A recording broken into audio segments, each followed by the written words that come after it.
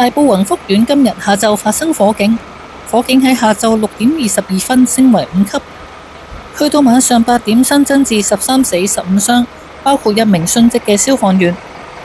火警現場喺入夜之後，火勢仍然非常猛烈，不時傳出連環嘅爆炸聲響。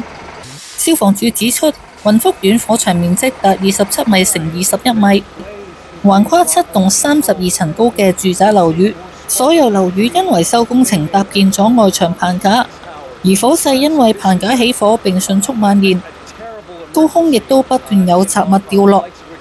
消防動用8條喉以及7座鋼梯射水，並派遣22隊搜救隊喺現場處理。行動入邊，消防暫時動用咗128架消防車、57架救護車，總共767名消防以及救護人員到場。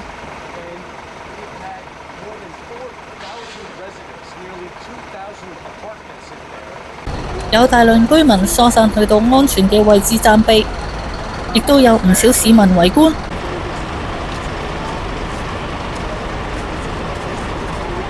去到晚上時間，火勢仍然未有被救熄嘅跡象。有住附近嘅街坊表示，都非常擔心現時嘅建築以及維修物料嘅防火安全。擔心而家嗰啲即係裝修嗰啲安全起火，擔心㗎。擔心。肯定擔心㗎，咁睇燒成咁。